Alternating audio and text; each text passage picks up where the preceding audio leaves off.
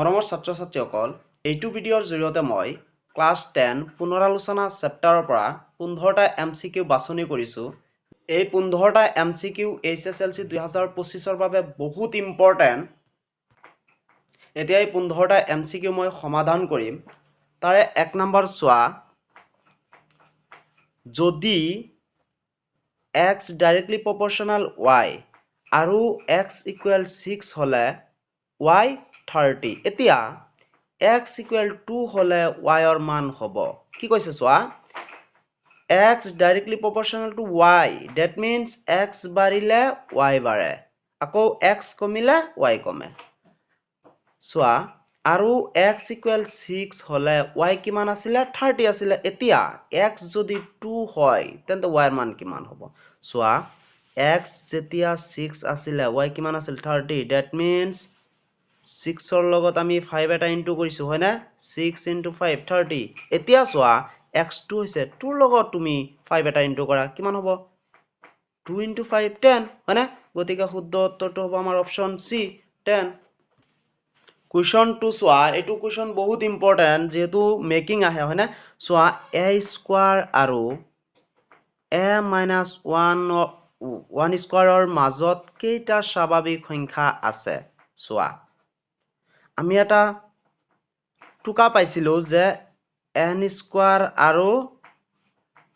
n plus 1 whole স্কোৱাৰৰ মাজত twice nটা স্বাভাৱিক সংখ্যা থাকে হয় না। টুৱাইচ nটা, ডেট মিনছ কি এই দুটা সংখ্যাৰ মাজত n হল সৰুটোৰ লগত 2 এটা পূৰণ হয় হয় না। এতিয়া চোৱা, এই a স্কোৱাৰ আৰু a - 1 whole square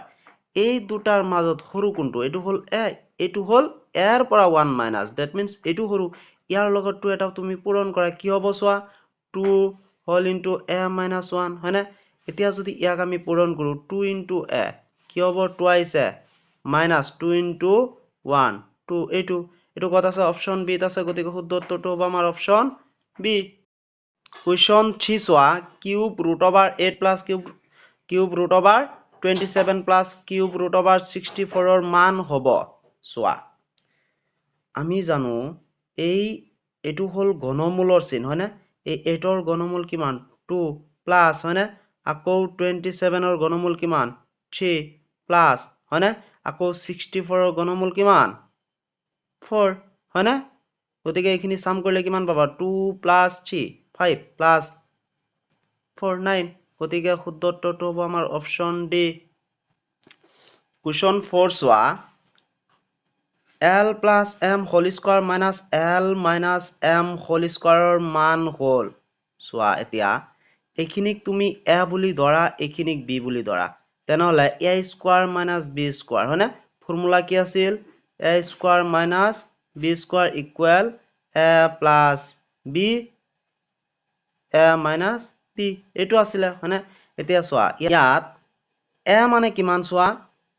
l plus m plus plus হয় না, আকৌ b মানে কিমান l মাইনাছ m হয় না। আকৌ চোৱা a মানে এইখিনি l প্লাছ m, তাৰপিছত মাইনাছ আছে মাইনাছ b মানে l minus m, l minus, চোৱা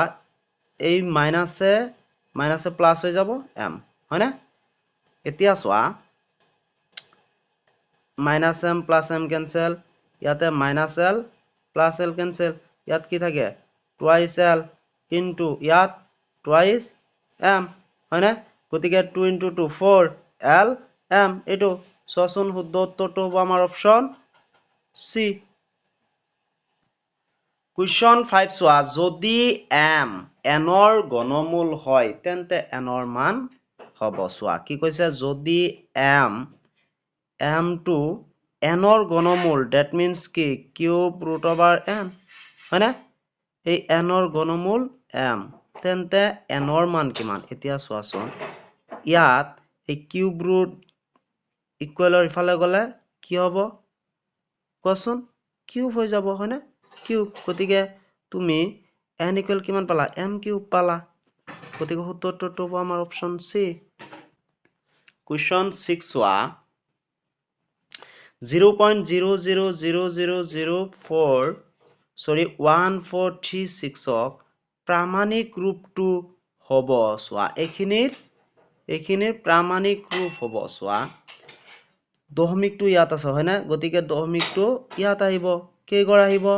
1 গড় 2 গড় 3 গড় 4 গড় 5 গড় 6 গড় হয় না তেনেহলে কি হ'ব চোৱা এই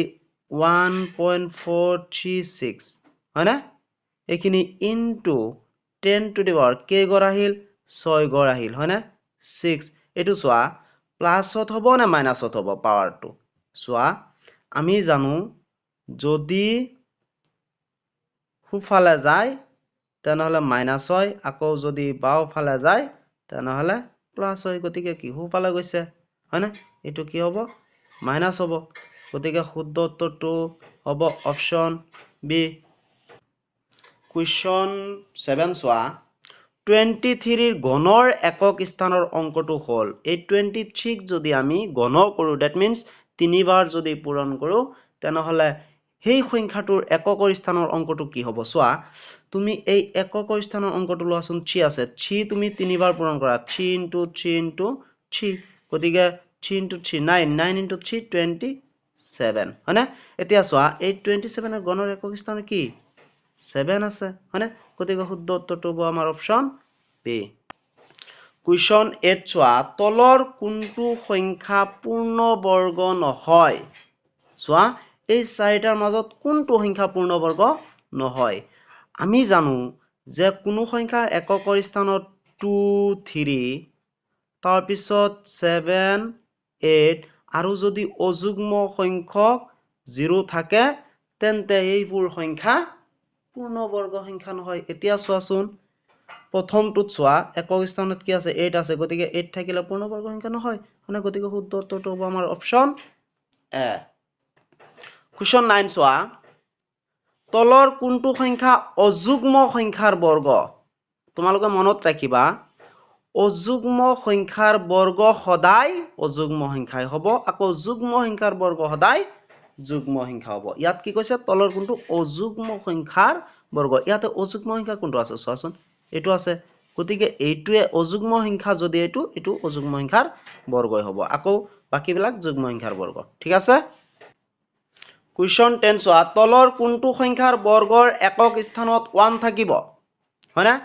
চোৱা অপচন 1 ত দি আছে 19 ইয়াৰ একক স্থানত কি 9 আছে 9 ক তুমি স্কয়াৰ কৰা দ্যাট মিন্স বৰ্গ কৰা তেনেহলে কি হ'ব 9 into 9 81 হয়নে একক স্থানত কি আহিল 1 আহিল এটোৱে শুদ্ধ উত্তৰ হয়নে বাকিখিনি বেলেগ পাবা তুমি কুৱেশ্যন 11 চোৱা কিউব ৰুট 8000 ৰ মান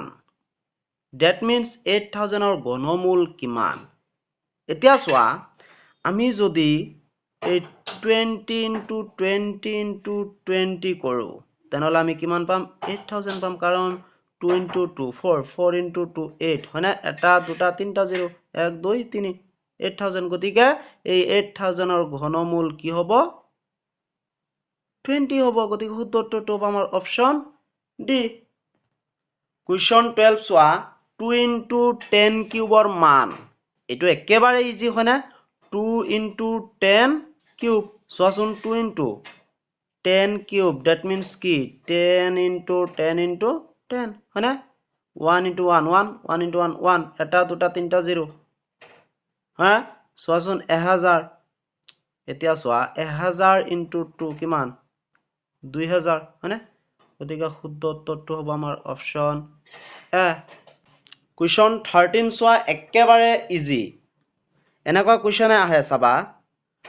-4 হোল টু দি পাৱাৰ -2 ৰ মান হ'ব চোৱা কি কৈছে -4 -2 এতিয়া এই -2 গুচাবলৈ হলে আমি এই সংখ্যাটোক উল্টাই দিব লাগিব হয়নে তলত 1 আছিলে 1 ওপৰত গলে -4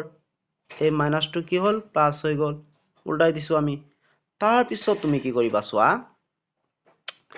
এই 1 ক যদি স্কয়াৰ কৰো 1 হয়নে আকৌ যদি চোৱা এই মাইনাসৰ ওপৰত পাৱাৰটো যুগ্ম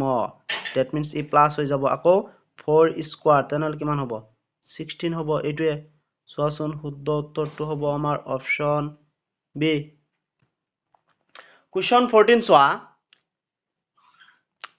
2 to the power 0 into 3 to the power 0 into 4 to the power 0 ৰ মান এটো একেবাৰে ইজি হয় না আমি জানো যিকোনো সংখ্যাৰ ওপৰত যদি পাৱাৰ 0 হয় তেনলে মানটো কি হৈ যায় 1 হৈ যায়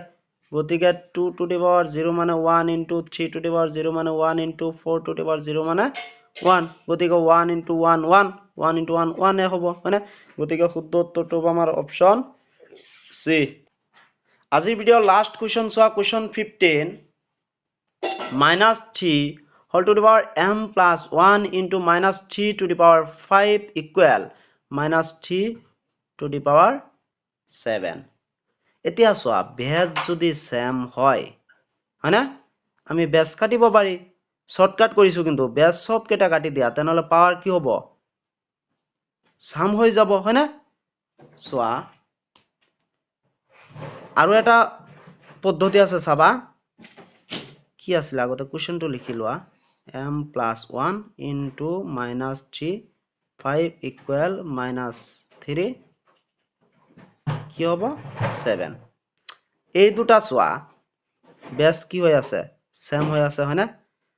এটা আমি কি লম কমন লম তেন্তে minus 3 চোৱা ইনটু হৈ আছে পাৱাৰ কি হৈ যাব সাম হৈ যাব m plus 1 plus 5 equal minus 3 7 এতিয়া চোৱা ইকুৱেলৰ ইফালে minus 7 এইটো কাটিব পাৰি তেনলে পাৱাৰ ইকুৱেল পাৱাৰ হয় না m plus 1 plus 5 কিমান হ'ব 6 equal 7 ইয়াৰ পৰা চোৱা m equal is 7 minus 6 that means কিমান পাবা 1 পাবা m equal 1 গতিকে শুদ্ধ উত্তৰটো হ'ব অপচন ডি এইখিনি আছিল 2025 ৰ বাবে বাছনি কৰা পুনৰালোচনা চেপ্টাৰৰ পৰা এমসিকিউ তোমালোকে এইখিনি ফুল কনসেপ্ট লৈ বুজি যাবা এনেকুৱা টাইপৰ কোৱেশ্চন আহিব আৰু এনেকুৱা টাইপৰ নাহিলেও মানে প্যাটাৰ্নটো সেম হ'ব কোৱেশ্চনটো অকমান মেকিং দিব গতিকে তোমালোকে এইখিনি ফুল কনসেপ্ট লৈ গলে যিকোনো অংক আহিলে তোমালোকে পাৰিবা ধন্যবাদ